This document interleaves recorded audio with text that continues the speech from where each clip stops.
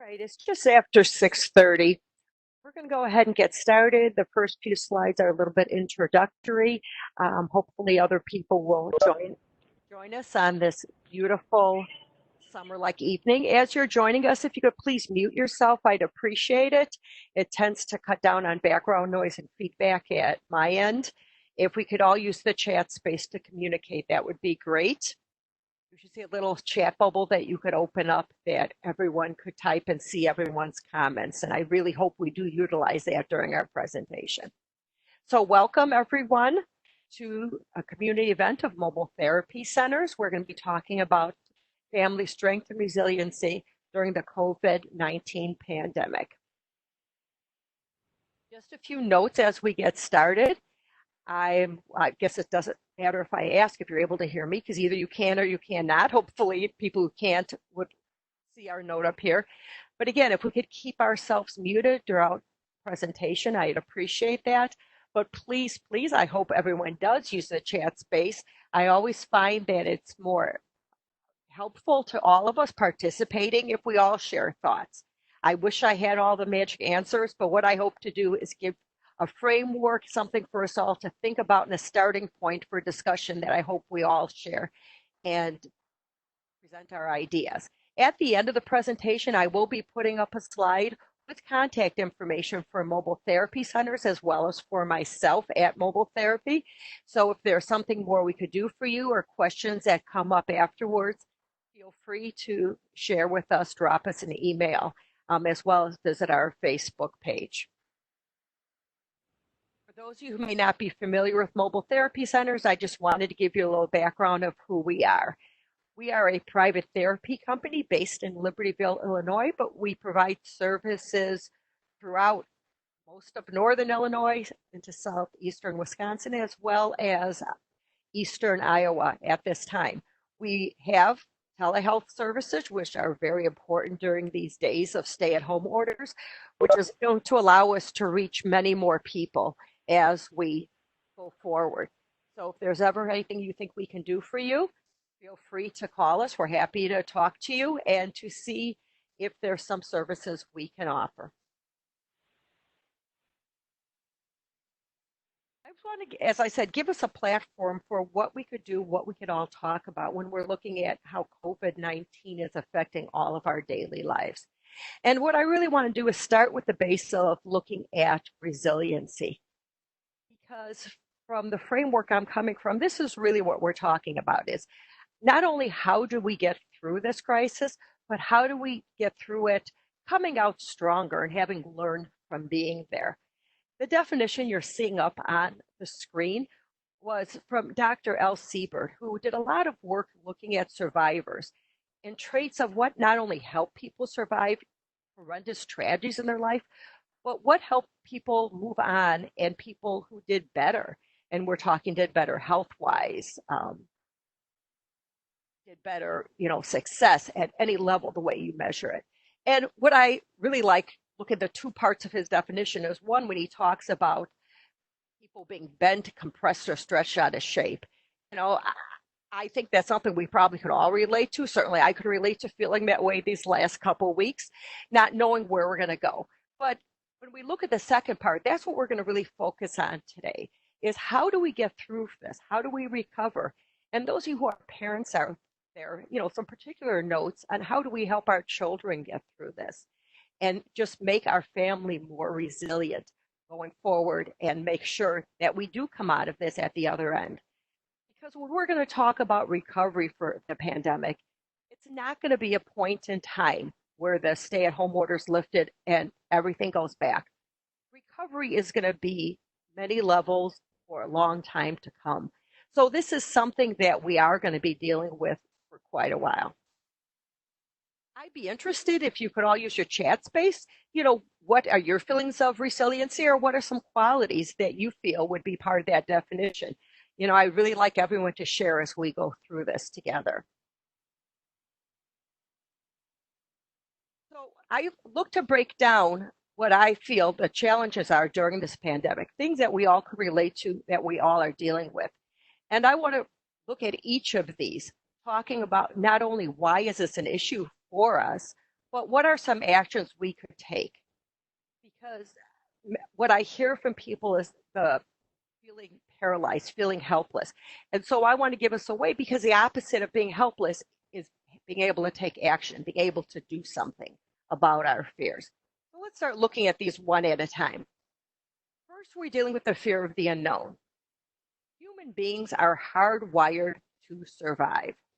If we feel there's a threat to our well being, or even in the case of parents in particular, a threat to your children, our instinct is to do what it takes to survive to get through this. Many of us have heard the terms fight or flight. Basically, we're talking about that we face our fear, we face our enemy, if you want to use that term, head on, and we go towards it, or else we stay away in a way that we feel protects us from what may harm us or harm our family. The issue we have when we're dealing with the COVID-19 pandemic is even defining who is that enemy. If we know who we're facing, if we know what our fear is or what the challenge is to our well-being, we know better what to do. We know what our plan can be. We know how to take action. But we're dealing not only with the disease itself, we're dealing with the fear of loss of loved ones. We're dealing with staying home. What does that mean to our children's education? We're dealing with fears. What does this mean to our economy? Some people are dealing with the fears of what does this mean to them personally? Will they have jobs?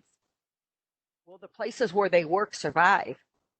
We're going to come out of this looking at a whole new world, and not knowing what that means or how long it's going to last is all encompassed in the fear of the unknown.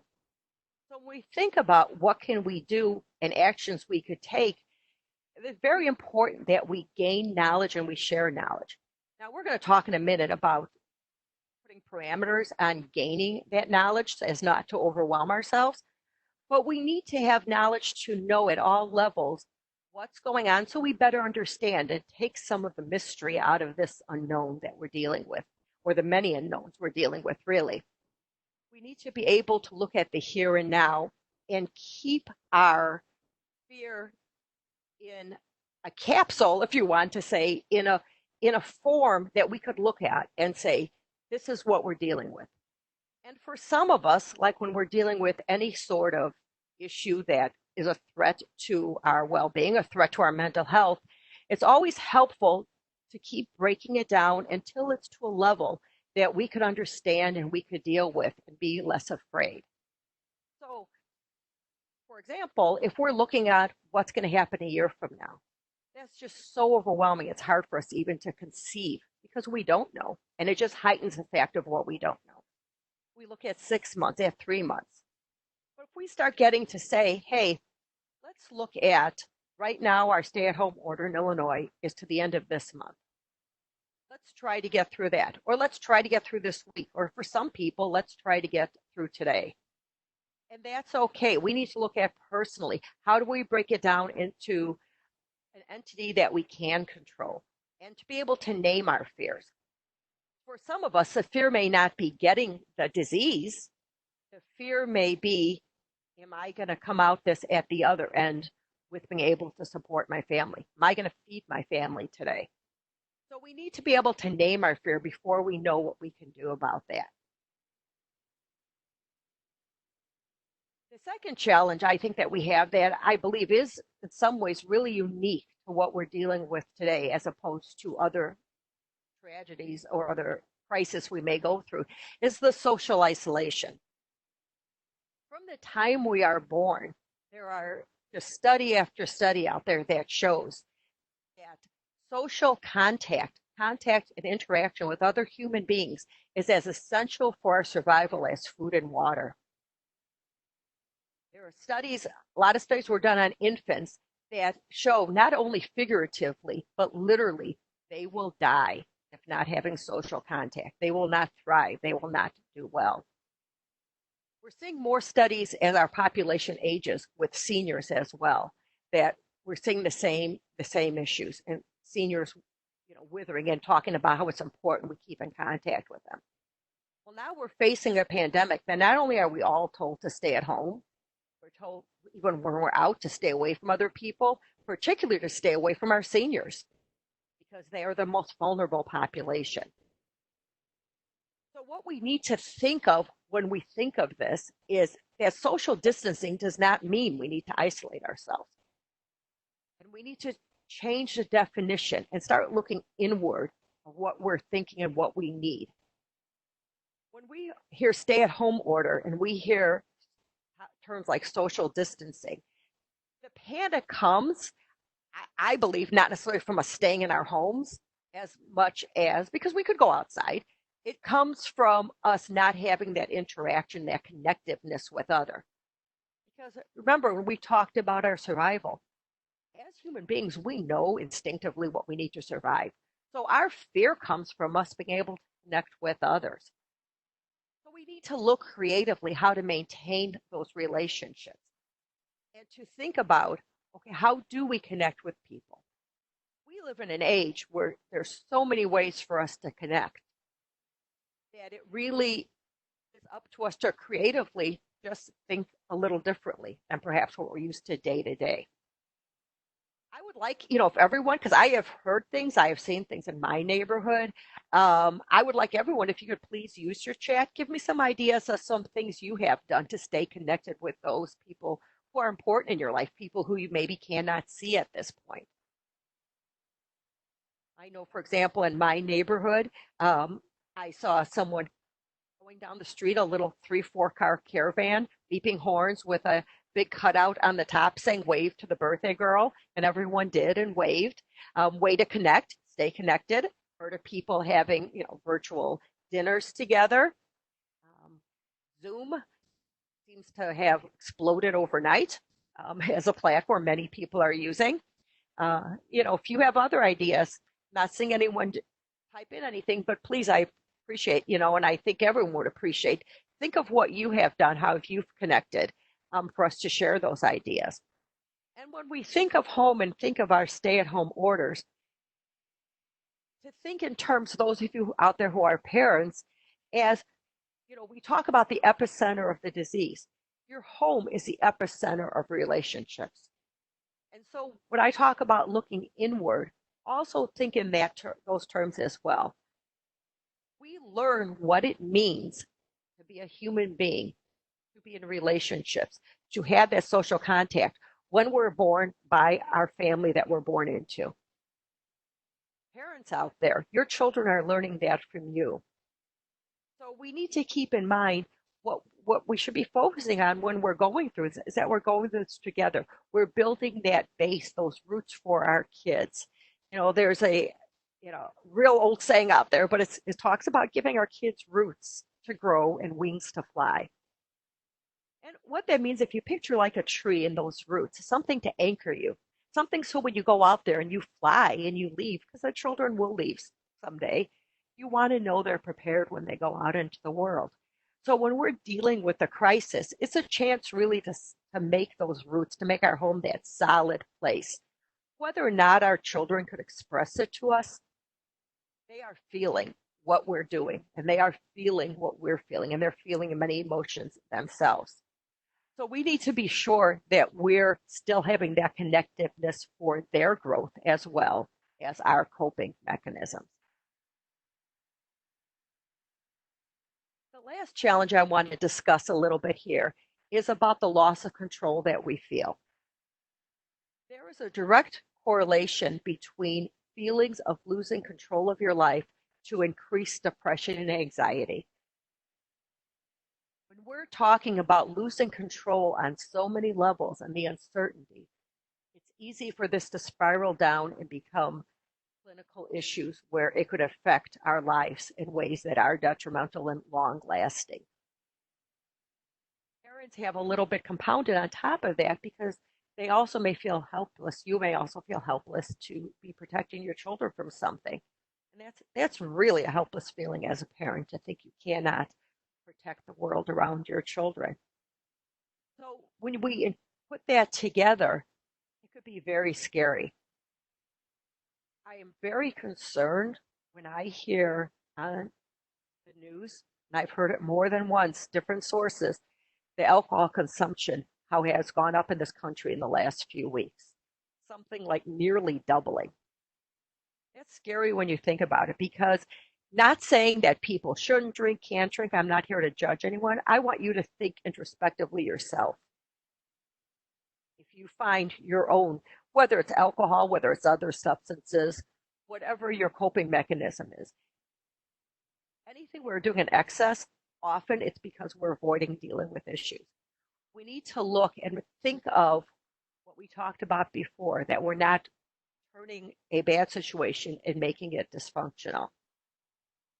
We need to focus on what we can do and to look for those positive. When I talked before about finding information and sharing it, and I said we're going to talk about not being overwhelmed. Here's where I want to talk about it. We could listen 24 hours a day. Oh my gosh, and look at the numbers and look how this is affecting us. And focus on so many of the negatives that we hear are bombarded with. I urge you to limit what you listen to and the information you gather. I also urge you to look at not only negatives, but what are those positives out there? Where are those lights that we're going to see, the hope we're going to see? One thing I know I've been listening for lately is not only how people are connecting, which I think is huge positive, that we're kind of refocusing our energy on those relationships, but in relation to the COVID-19 disease itself, you're hearing that we're getting people recovering and they're starting to look at plasma from these people to see, could this be a treatment? Could this lead us to a vaccine? Look for those nuggets of hope so we don't feel so hopeless. Look for something that we feel we have control, or we feel there's people out there that are going to figure this out and help us as well, because we're all in this together. Think of an action plan you could make in your own home, in your own environment. So if we're all in our house, what can we do to restructure it? Maybe it's rearranging the furniture to have more activity. Maybe it's putting the structure and having a routine that we follow so our kids don't feel so lost because they're just kind of wandering around during the day, and so are we trying to figure out what to get done. Make it fun, involve everyone. Do things that you can control to let yourself know that you have not lost total control of your life. And very, very importantly, if you feel you're losing control and you're feeling yourself getting more hopeless, depressed, please reach out for help. I mentioned earlier that mobile therapy centers does provide telehealth services. If you don't call mobile therapy centers, call someone, call your doctor. I think probably every hospital at this point has a way for you to connect with them electronically. If you know of a family member, perhaps of a senior who is isolated, call their doctor, call somewhere, call senior services, say, how can I help during this time? Reach out and make a phone call. Do something to see that you can still have control. We can have control of what we can do with the situation we're at. If anyone has other ideas or ways you're feeling control, I really appreciate it. I do see a few things came on here. Let's take a second, just kind of look at a few things that are on our chat here. People video calls, phone calls, chatting online. Great. We're in an age where we're really fortunate to have so many ways to keep connected. Writing letters to seniors in assisted living facilities. Thank you for that comment too. Seniors, we need to keep in mind, they don't have Zoom and Facebook and all those things that we take for granted. Writing a letter, sending pictures, making a phone call, very important. Even if it's seniors you don't know, write a bunch of letters to an assisted living, to a nursing facility and say, could you please pass them to your residents? Maybe look up some facts from way back, send a nostalgia picture, something to help them get through. Staying on a consistent schedule also helps, absolutely. Our kids particularly thrive on schedules. And it makes all our life easier if we could get into some routine and involve everyone in our family in planning what that routine is going to look like and who's going to have what shared space. Reminding teens to use calendar features. Absolutely. Play in their wanting to be electronically connected, setting a schedules. Do things like exercise, shower, go for a walk. Absolutely. Real easy when you don't have to go anywhere to just sit around and do nothing. We had a beautiful day today. Walk outside. Vitamin D, besides being good for your bones and immune system, is I call it the mental health vitamin. It is shown to increase mood, your good mood, to get out there and to see sunshine and to feel it and to be out there, to exercise, to move, all those things. All these things are helpful. We need to remind ourselves if we need to write it down and make a list. Again, if you're feeling stuck, please call for help and see who else could help you through this. I want to talk a little bit to parents in particular out there. A few weeks back on Mobile Therapy Centers on our Facebook page, which we hope you'll go check out and like and check often, and in our blog, we posted an article about parents talking with your children about what's going on when this all just started with COVID-19 and the pandemic and stay at home, all these new terms we're hearing, and what does it mean? Be sure when you're talking with your children, keep in mind their age and their developmental level and where they're at. For our youngest children, they want to know they're safe. They want to know you're going to be there for them. And we want to be careful to give them information in doses they could handle and understand. So a good way with really young children may be, hey, have you heard of, what's going on? You see, we're home a lot. What kind of questions you have? Tell me what you think is going on. Hear what they have to say and respond only to what they ask, not bombarding them with information. If you have older kids, if you have kids going through, I particularly comes to mind things like 8th grade graduation, high school, proms, graduations, going off to colleges. Because even though we like to think our high school seniors, they think they're grown up, we all know they still need us. And they're going through times in their life that are really milestone, real rites of passage. And these things are being taken from them. And I'm hoping as adults, we have the perspective many times to look and say, we know that's not going to define our life. It's going to be okay.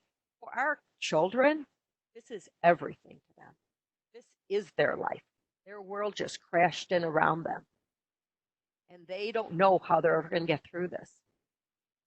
And when we think of things like graduation, prom, even class trips, just hanging out with your friends, these are things that help our kids go to the next level and move on in life.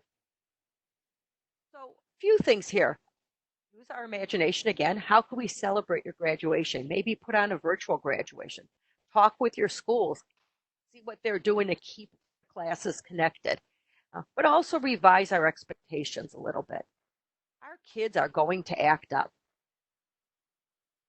There was someone I talked to, actually, who works at MTC, and see a few MTC people on here. Maybe you recognize, I'm not going to say a name, but you recognize who I'm talking about, but has 5 children at home. And I asked her, I said, so how are you doing with this, with all your kids home? Best answer I heard, she said, we bought a trampoline. Great expectation. So she looked at it and said, I need to figure out how to get this energy out and have my kids survive. So went out and did something, and now they have a release for that. We need to revise what our expectations are for our kids. We cannot do everything, and we're being asked to. So we need to look at how do we take our expectations and change them for the time being. And don't forget to lead by example. When I talked before and I talked about, I see alcohol consumption coming up.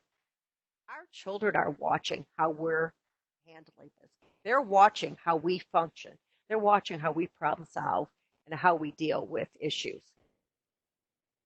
We are their role models, whether or not they want to say it or whether they will say it. So please keep that in mind and think about, how are we showing our children? How are we helping them to learn? Because this is where they're learning what it means to be an adult, by watching us and experience. I do workshops for parents as part of my job at mobile therapy centers, and I meet a lot of parents in a lot of different settings. One thing I hear almost universally when we talk about connecting and having these family moments is parents telling me, we don't have time. We don't have enough time as a family to take this time to connect. We're all so busy. Now we have the time that we never have. Make those memories. Strengthen those roots that we want to put down in our family. Make our home that safe haven.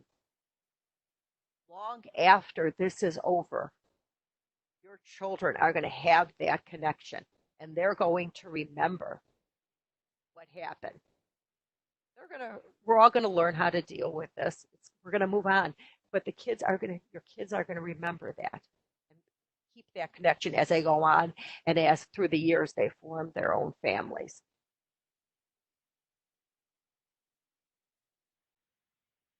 Oops, I'm sorry. I wanted to go back one more. Okay. So what does this mean for our future? I'm hoping I'm going to start seeing more chat. I see another one come in, but I hope, as you're thinking, as I'm finishing up here and talking, please start sharing your thoughts so we can have a little discussion here at the end about your thoughts. Um, but what we really need to do, again, when this is all over, this is not going to be a moment in time. It's going to be a process. And I hope we all take time to think about it when we get through the panic and we know a little bit more and we don't feel so unknown, so threatened, so out of control, but that we sit back and we think and we process what we've learned from this. Because when we talk about building resiliency, we're not talking about avoiding, we're talking about managing our stress and anxiety. It's okay to feel bad. It's okay to be stressed. It's okay to share with our children. These are hard times for us. All that is okay. But we need to learn how we deal with this and to learn to adapt and to make changes that will help us be successful and carry our experience with us that we're stronger. I don't know if anyone else out there other than me, but I'm feeling there's some of you out there who may remember 9/11, 2001. Seems like ages ago. At the time, I had young children. I could remember vividly where I was standing and what I could feel when I saw on TV the Twin Towers fall. For the first time, feeling that we were vulnerable in this country, that we could be the site of a war, and how am I going to protect my kids? And the panic we had. Well, when I look back, I also remember the warmness and how neighbors reached out and how overnight flags popped up everywhere. And people would see each other and hug each other and share and cry and it drew people together in a way that I'm hoping people still remember and reach out and reach back and bring that to what we're dealing with now. And I do see some of it from my vantage point. I see some of it when I see neighbors waving and people saying hi when you're out for walks, even though we're keeping our distance. Because what it comes down to when we look through life, it's not going to be a question of if, but when is the next crisis and what will it be? And so when we're looking about building resiliency, we have to know and to believe and to remember that we can do this and we could manage this and we could figure out how to teach our children that though we go through rough times, we can come out at the end and we can be stronger and we can be there for each other, because that's really what building resiliency is all about.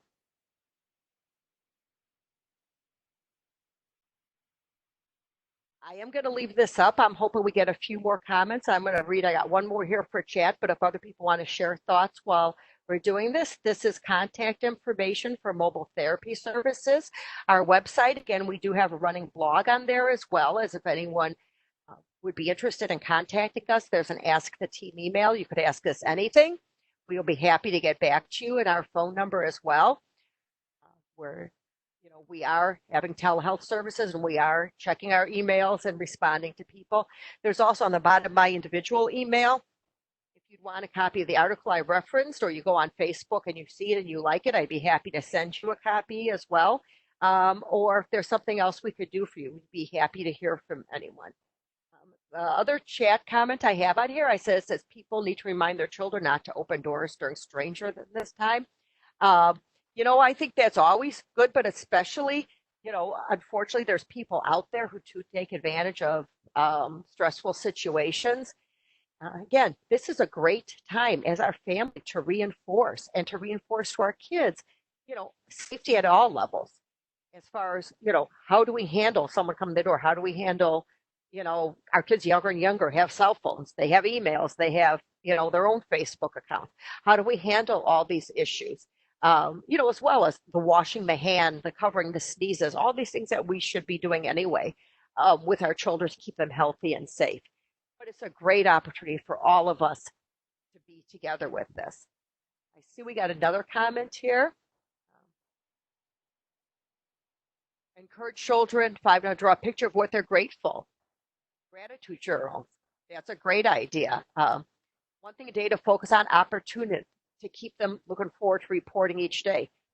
That's that's a wonderful idea. And I know when we, in the article we talked about too, how are we talking? How are we involving our kids? If our older kids have a fear about something, you could ask them, say, hey, maybe there's something you could look up.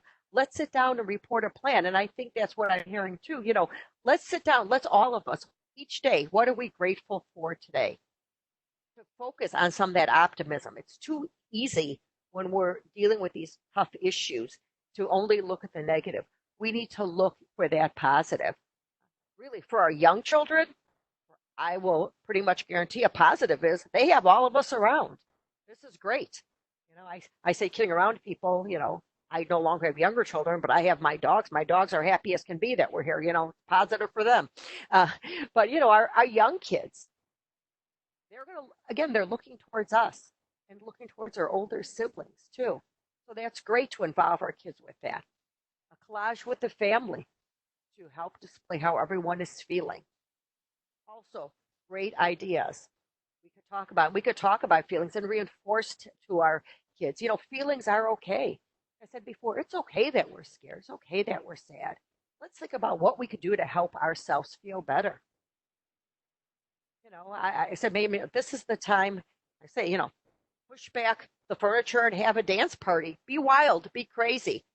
I filmed my neighbor the other day come out of the house with his two kids, one dressed in a blow up dinosaur costume, someone dressed as Mario, someone else dressed as a princess. They're taking walks daily. They change their costumes.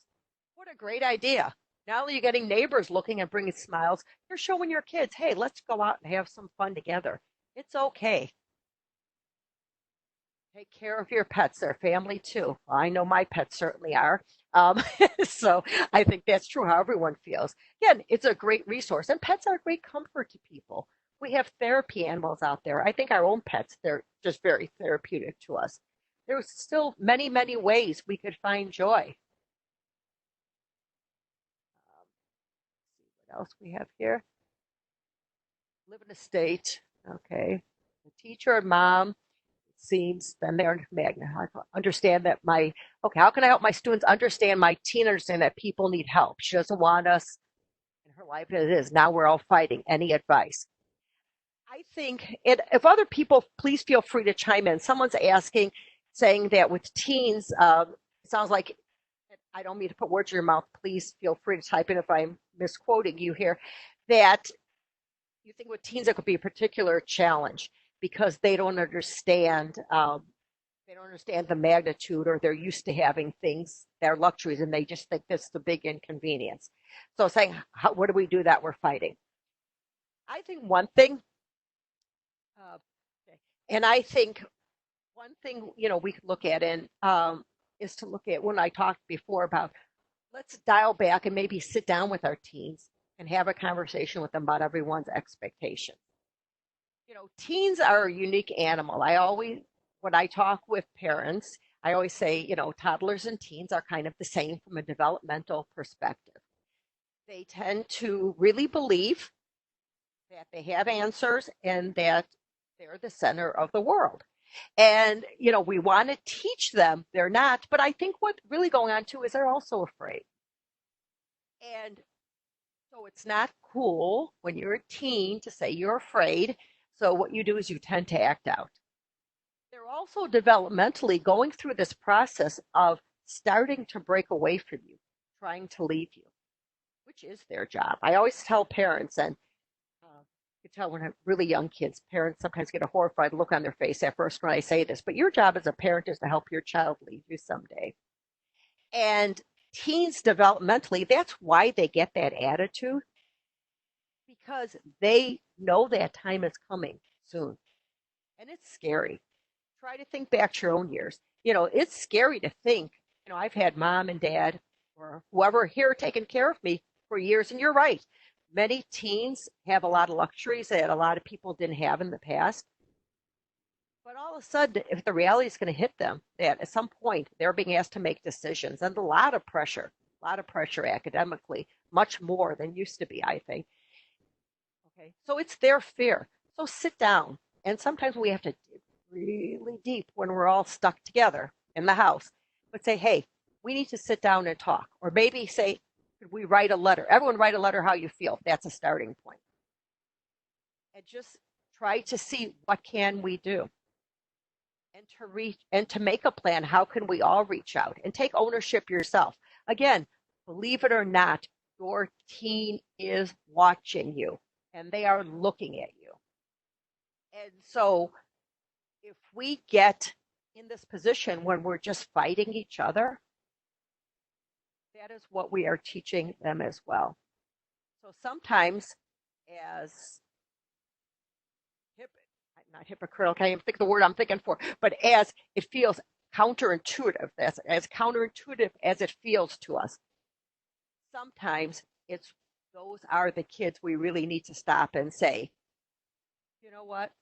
I know you're upset and I'm upset too, but I don't want to fight with you right now. So I think maybe we need a break. Let's just both go to our corners, go to our rooms, have some alone time. But I'd appreciate if you could write down or think of how to tell me what you're feeling and be prepared to listen, to really listen non-judgmentally, and to ask them to listen to you. Model for them what a healthy conversation can feel like. And don't forget all those other things we talked about, the exercise, the nutrition, getting out in the sunshine. Because I really think what you're hearing is normal developmental breaking away combined with fear and not feeling. Nothing against you personally. It's just the way teens are, not feeling they could share it and feeling isolated from their friends, who developmentally for a teen is the center of their universe. If you have restrictions on things like social media or, Facebook time or whatever else you may normally have, think about, maybe using that. Can we extend that a little bit so they still feel connected? Ask them what would help and listen to their suggestions and come up with ideas together. The more you could engage them, the easier it's going to be to get through this together. Saying thank you for sharing also helps. Makes a teen feels like someone's listening, an important part of the family. That's a great comment. We had someone else write in. I don't know if you saw that. I'm not really looking who's asking and answering, but I don't know if you saw the comment in the chat space. Absolutely acknowledging. It's easy to take for granted that our teens thinking they should know better. Let's be sure they know we're listening and that we're seeing the good too. I say to teachers all the time, I say, if you have kids who have trouble within it in class, I said, be sure you're giving reinforcement to what's good. Kids, and I don't care how old they are, teens are kids. Time, attention, approval. They have your time, they have your attention. Look for ways to give them your approval. That's the strongest reinforcement you can give them. Acknowledgement of feelings has been helpful in our house of 6. Well, there you go. There's experience. Once we start understanding they want to be legitimized and heard.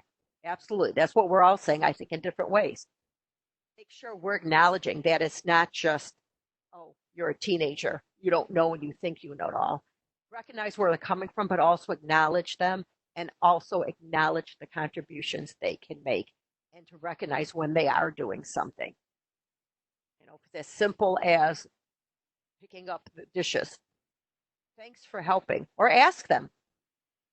They still want to connect with you.